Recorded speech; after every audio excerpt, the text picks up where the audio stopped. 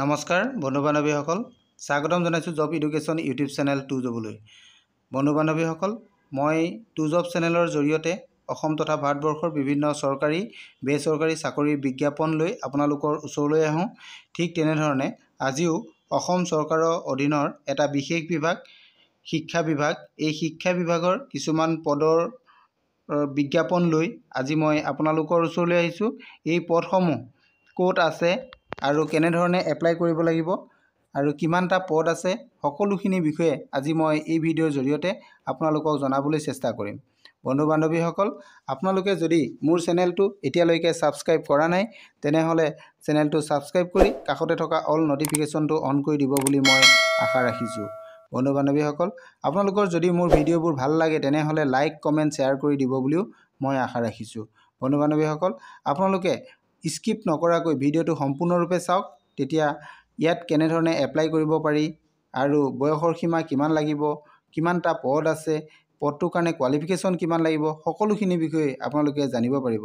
যদি আপোনালোকে স্কিপ কৰি চায় তেনেহ'লে হয়তো আপোনালোকে কিছুমান বস্তু ইয়াত এৰি যাব পাৰে। গতিকে ভিডিঅ'টো সম্পূৰ্ণৰূপে চাব, তেতিয়া সকলোখিনি কথা আপোনালোকে জানিব পাৰিব। আহকচোন আমি এতিয়া নমস্কাৰ বন্ধু বান্ধৱীসকল, মই গুগলত আহিছোঁ। ডাইৰেক্ট গুগল আপোনালোকে দেখা পাইছে। ইয়াতে গুগলত আপোনালোকে চাৰ্চ কৰিব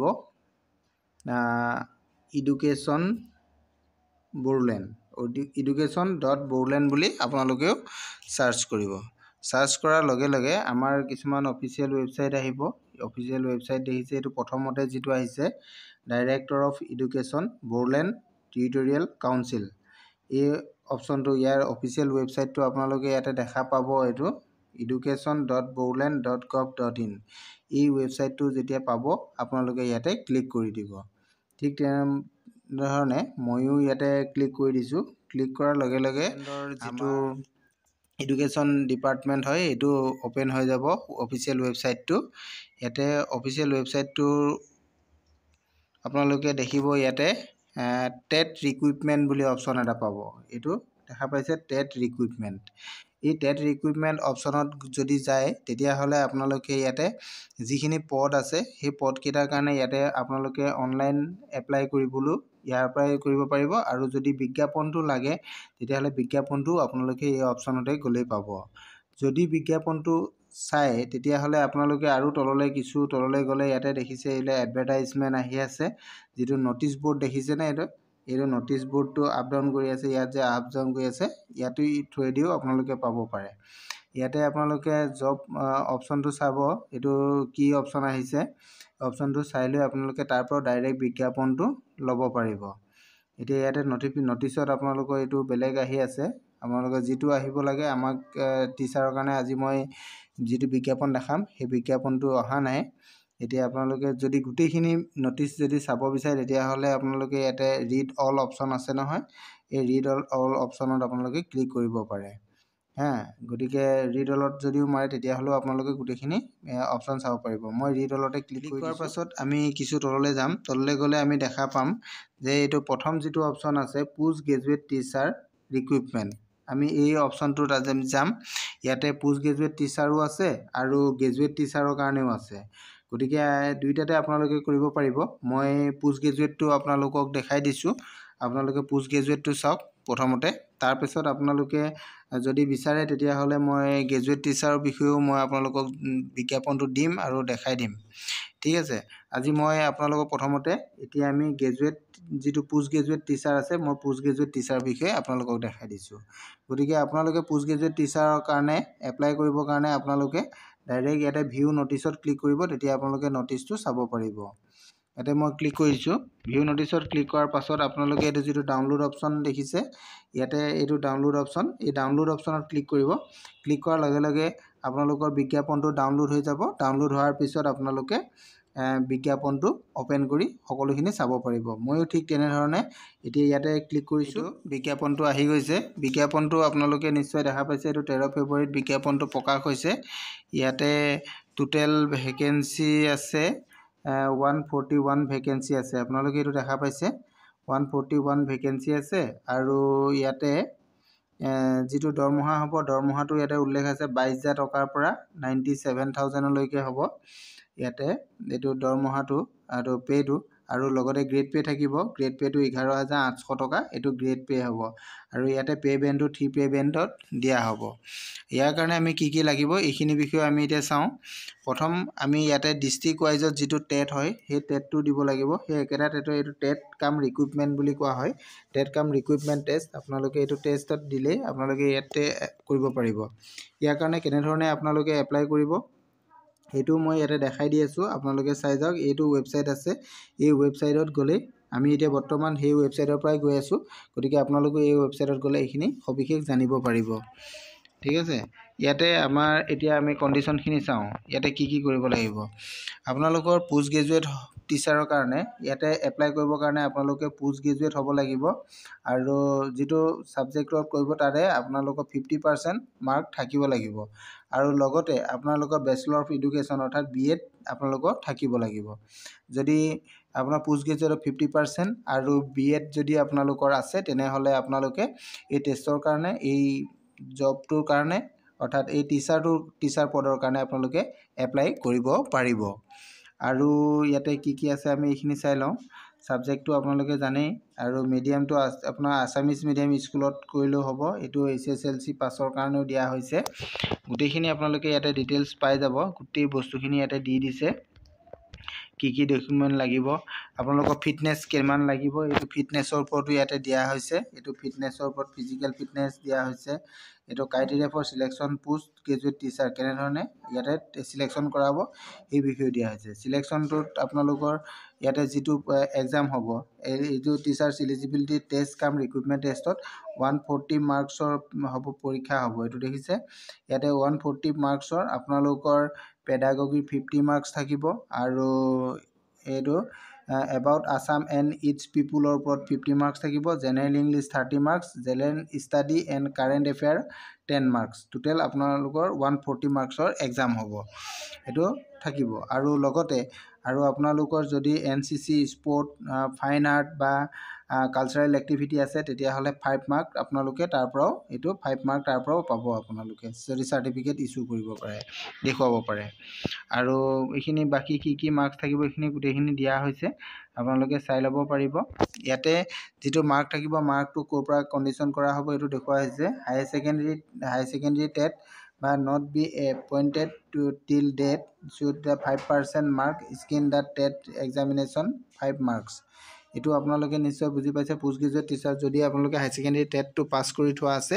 তেতিয়াহ'লে তাৰো 5% মাৰ্কছ আপোনালোকক ইয়াতে জইন কৰি দিব এইখিনি গোটেইখিনি দিয়া হৈছে গোটেইখিনি আপোনালোকে চাই ল'ব পাৰিব ইয়াতে অনলাইন যেতিয়া আপোনালোকে এপ্লাই কৰিব সেই অনলাইন এপ্লাইটো কিমানৰ পৰা এইটো হ'ব মই এইটো দেখাই আছোঁ আপোনালোকক গোটেই কণ্ডিশ্যনখিনি ইয়াতে দিয়া আছে এইটো অনলাইন এপ্লাইটো আপোনালোকৰ আৰম্ভ হ'ব 16 ফেব্ৰুৱাৰীৰ পৰা আৰম্ভ হ'ব 16 ফেব্ৰুৱাৰীৰ পৰা অনলাইন এপ্লাইটো আপোনালোকে আৰম্ভ কৰিব আৰু ইয়াতে 2 মাৰ্চ 2024লৈকে এইটো চলি থাকিব 2 মাৰ্চ আপোনাৰ 2 মাৰ্চলৈকে আপোনালোকে ডেট আছে গতিকে 2 মাৰ্চৰ ভিতৰত আপোনালোকে এপ্লাই কৰিব বুলি ভাবিছোঁ আৰু ইয়াতে কিছুমান আপোনালোকৰ ডকুমেণ্টছ লাগিব কি ডকুমেণ্টছ লাগিব সেইকেইটা বিষয়ে এই বিজ্ঞাপনত দিয়া হৈছে নাম্বাৰ 1 আপোনালোকে এইটো দেখিছে ইয়াতে চাই যাব নাম্বাৰ 1 পাছপোৰ্ট সাইজৰ কালাৰ ফটোগ্ৰাফ লাগিব HSLC marksheet and admit age প্ৰুফৰ কাৰণে নেক্সট আছে আপোনালোকৰ HSLC মাৰ্কশ্বিট এণ্ড চাৰ্টিফিকেট অৰ্থাৎ higher secondary marksheet and certificate bachelor degree BA বা BSc বা BComৰ আপোনালোকৰ মাৰ্কশ্বিট চাৰ্টিফিকেট দিব লাগিব মাৰ্কশ্বিট চাৰ্টিফিকেট আপোনালোকৰ পোষ্ট গ্ৰেজুৱেটৰ দিব লাগিব আৰু আদাৰ যদি মাৰ্কশ্বিট চাৰ্টিফিকেট আছে তেতিয়াহ'লে সেইখিনিও দিব পাৰে আৰু BEdৰ আপোনালোকে দিব লাগিব BEdৰ first year second year certificate marksheet দুইটাই দিব লাগিব যদি কাষ্ট চাৰ্টিফিকেট আছে তেতিয়াহ'লে কাষ্ট চাৰ্টিফিকেট দিব যিসকলৰ SC ST হিলছ OBC বা MOBC হয় তেওঁলোকে কাষ্ট চাৰ্টিফিকেট দিব এইখিনি বস্তু আপোনালোকে লগত দিব লাগিব যদি কেণ্ডিডেট ডিসেবিলিটি হয় তেতিয়াহ'লে তেওঁলোকে ডিসেবিলিটি চাৰ্টিফিকেট শ্ব' কৰিব পাৰিব আৰু লগতে আপোনালোকৰ এটা সিগনেচাৰ স্কেন কৰি আপোনালোকে দিব লাগিব আৰু যিসকল এক্স সাৰ্ভিসমেন হয় তেওঁলোকে এক্স সাৰ্ভিসমেনৰ চাৰ্টিফিকেটো শ্ব' কৰিব পাৰে আৰু যদি কেণ্ডিডেটজন BTC এৰিয়াৰ ভিতৰৰ হয় তেতিয়াহ'লে তেওঁলোকে BTC ৰেচিডেণ্টেল চাৰ্টিফিকেট প্ৰডিউচ কৰিব পাৰিব। আৰু যদি BTC আণ্ডাৰত নহয় তেতিয়াহ'লেও তেওঁলোকেও ইয়াতে এপ্লাই কৰিব পাৰিব। ইয়াতে পদটো BTCত আছে যদিও পদটো অল অসমৰ কাৰণে দিয়া হৈছে, গতিকে সকলোৱে এই পদৰ কাৰণে এপ্লাই কৰিব পাৰিব আপোনালোকে। ইয়াতে আপোনালোকে কি বস্তু ছাবমিট কৰিব লাগিব সেইকেইটা বস্তু মই অলৰেডি আপোনালোকক দেখাই দিছোঁ, আৰু ক'ত ছাবমিট আছে কেনেধৰণে আছে আপোনালোকে এইখিনিও কৰি ল'ব পাৰিব। ঠিক আছে, এইখিনি আছে। ইয়াতে ডেটটো লাষ্ট ডেটটো কোৱা হৈছে, গোটেইখিনি কথা মই অলৰেডি কৈ দিছোঁ। আৰু এটা বস্তু আপোনালোকক ইয়াতে কৈ দিছোঁ, বিশেষ বয়সৰ সীমাটো দিয়া হৈছে 21 বছৰৰ পৰা 38 বছৰ বয়সলৈকে দিয়া হৈছে। আৰু ইয়াতে কেটেগৰী ৱাইজত ৰিলেক্সেশ্যনো পাই যাব আপোনালোকে। কেটেগৰী ৱাইজত দিয়া হৈছে SC ST প্লেন ST হিলছৰ কাৰণে 43 ইয়াৰ্ছলৈকে দিয়া হৈছে। ST ST প্লেন ST হিলছৰ কাৰণে 43 ইয়াৰ্ছলৈকে দিয়া হৈছে। আৰু OBC MOBC কেণ্ডিডেটৰ কাৰণে 41 ইয়াৰ্ছলৈকে দিয়া হৈছে। আৰু এক্স ছাৰ্ভিচমেন যদি আছে তেওঁলোকে 40 বছৰলৈকে কৰিব পাৰিব। আৰু ডিছেবিলিটি কেণ্ডিডেটসকলে তেওঁলোকে 48 ইয়াৰ্ছলৈকে এইটো পদৰ কাৰণে এপ্লাই আপোনালোকে কৰিব পাৰিব। এইখিনি আপোনালোকৰ বয়সৰ সীমাটো দেখাই দিলোঁ। আৰু ইয়াতে মই যিখিনি প্ৰয়োজনীয় বস্তু সেইখিনি প্ৰায় দেখাই দিছোঁ। আৰু বাকী যদি কিবা আপোনালোকে জানিব বিচাৰে তেতিয়াহ'লে মোৰ ভিডিঅ' ডেছক্ৰিপশ্যনত বিজ্ঞাপনটো পাই যাব। তাৰ পৰা আপোনালোকে বিজ্ঞাপনটো ডাউনলোড কৰিলে সবিশেষ আপোনালোকে চাই ল'ব পাৰিব। আৰু যদি ইয়াতো কিবা বুজিবলৈ থাকি যায় তেনেহ'লে আপোনালোকে মোৰ ভিডিঅ'ৰ শেষত কমেণ্ট কৰিব, মই আপোনালোকক জনাবলৈ চেষ্টা কৰিম। বলক এতিয়া আমি কেনেধৰণে ইয়াতে অনলাইন এপ্লাই কৰিব লাগিব সেই বিষয়ে চাওঁ আহক। এইটো আপোনালোকে নিশ্চয় দেখা পাইছে, এইটো মই যিটো বড়োলেণ্ড এডুকেশ্যনৰ অফিচিয়েল ৱেবছাইটত আহি গৈছোঁ। ইয়াত অহাৰ পাছত আপোনালোকে তললৈ যাব, ইয়াতে যিটো টেট ৰিকুইপমেণ্ট অপশ্যন দেখিছে ইয়াতে ক্লিক কৰি দিব। এই অপশ্যনত মই ক্লিক কৰিছোঁ, আপোনালোকেও ঠিক নাই ক্লিক কৰিব। ক্লিক কৰাৰ পাছত আপোনালোকে কিছু তললৈ যাব, ইয়াতে দুটা অপশ্যন আপোনালোকে পাব। এটা হৈছে লগইন আৰু আনটো হৈছে নিউ ৰেজিষ্ট্ৰেশ্যন। আপোনালোকে দেখিছে এইটো লগইন অপশ্যন আছে আৰু এইটো আছে নিউ ৰেজিষ্ট্ৰেশ্যন। যদি আপোনালোক নতুন হয়, ইয়াত যদি এইটো পেজত আপোনালোকে আগতে লগইন কৰা নাই বা ৰেজিষ্ট্ৰেশ্যন কৰা নাই তেতিয়াহ'লে আপোনালোকে প্ৰথমতে নিউ ৰেজিষ্ট্ৰেশ্যনত ক্লিক কৰিব লাগিব। যদি প্ৰথম আহিছে তেতিয়াহ'লে নিউ ৰেজিষ্ট্ৰেশ্যনত যাব লাগিব, তাত গৈ নিউ ৰেজিষ্ট্ৰেশ্যন আপোনালোকে কৰিব লাগিব। যিসকলে ইয়াতে ৰেজিষ্ট্ৰেশ্যন আগত কৰিছে তেওঁলোকে এইটো লগইন অপশ্যনত গ'লেই হ'ব। এতিয়া যিহেতু আমি নতুন কেণ্ডিডেটসকলৰ কাৰণে মই কৈছোঁ, যিসকল নতুন কেণ্ডিডেট তেওঁলোকে নিউ ৰেজিষ্ট্ৰেশ্যনত যাব। এই নিউ ৰেজিষ্ট্ৰেশ্যনৰ অপশ্যনত ক্লিক কৰিব। ক্লিক কৰাৰ পাছত ইয়াতে এখন ৰেজিষ্ট্ৰেশ্যন ফৰ্ম আহিব। আপোনালোকে ইয়াতে প্ৰথম যিটো দেখিছে ইয়াতে আপোনালোকৰ নামটো লিখিব, ইয়াতে আপোনালোকৰ ইমেইল দিব, ফোন নাম্বাৰ দিব। তাৰ পাছতে কিছু আকৌ তললৈ যাব। তাৰপিছত আপোনালোকে ইয়াতে পাছৱৰ্ড এটা চইচ কৰিব। আপোনালোকে পাছৱৰ্ডটো যাতে ষ্ট্ৰং পাছৱৰ্ড দিব, তেতিয়া আপোনালোকৰ পাছৱৰ্ডটো কোনো প্ৰব্লেম নহয়। পাছৱৰ্ডটো সদায় মনত ৰাখিব। যিটো পাছৱৰ্ড ওপৰত টাইপ কৰিলে সেই পাছৱৰ্ডটোৱে ইয়াতে পুনৰ আকৌ টাইপ কৰিব। টাইপ কৰাৰ পাছত আপোনালোকে ইয়াতে ৰেজিষ্টাৰ অপশ্যন আছে, এই ৰেজিষ্টাৰ যিটো অপশ্যন দেখিছে আপোনালোকে এই ৰেজিষ্টাৰ অপশ্যনটোত ক্লিক কৰিব, তেতিয়া আপোনালোকে ৰেজিষ্টাৰ্ড হৈ যাব। ৰেজিষ্টাৰ্ড কমপ্লিট হোৱাৰ পাছত ৰেজিষ্ট্ৰেশ্যনটো যেতিয়া আপোনালোকৰ এইটো কমপ্লিট হৈ যাব, কমপ্লিট হৈ যোৱাৰ পাছতে আপোনালোকে আকৌ লগইন অপশ্যনত যাব লাগিব। ৰেজিষ্ট্ৰেশ্যন যেতিয়া কমপ্লিট হৈ যাব হোৱাৰ পিছতে আপোনালোকে লগইন অপশ্যনত যাব লাগিব। আমি লগইন অপশ্যনত যাব। লগইন অপশ্যনত যোৱাৰ পাছত আপোনালোকে ইয়াতে যিটো আপোনালোকৰ ফোন নাম্বাৰ দিয়া হৈছিলে, যিটো ফোন নাম্বাৰ দি আপোনালোকে ৰেজিষ্ট্ৰেশ্যন কৰিছিলে সেই ফোন নাম্বাৰটো ইয়াতে দিব। আৰু যিটো পাছৱৰ্ড আপোনালোকে তাত দিছিলে সেই পাছৱৰ্ডটো ইয়াত দিব। দিয়াৰ পিছত এই অপশ্যনটো ৰাইট চিন কৰি দিব। দিয়াৰ পিছতে আপোনালোকে এই তলৰ লগইন অপশ্যনত ক্লিক কৰিব। তাৰ পাছত আপোনালোকৰ অৰিজিনেল ফৰ্মখন আহিব, আপোনালোকে ফিল আপ কৰি দিব, ডকুমেণ্টছখিনি আপলোড দিব, কমপ্লিট হৈ যাব। নিশ্চয় বুজি পাইছে আপোনালোকে। যদি কিবা বুজাত অসুবিধা হয় তেনেহ'লে মোৰ ভিডিঅ'ৰ শেষত আপোনালোকে কমেণ্ট কৰিব, মই জনাবলৈ চেষ্টা কৰিম। Thank U.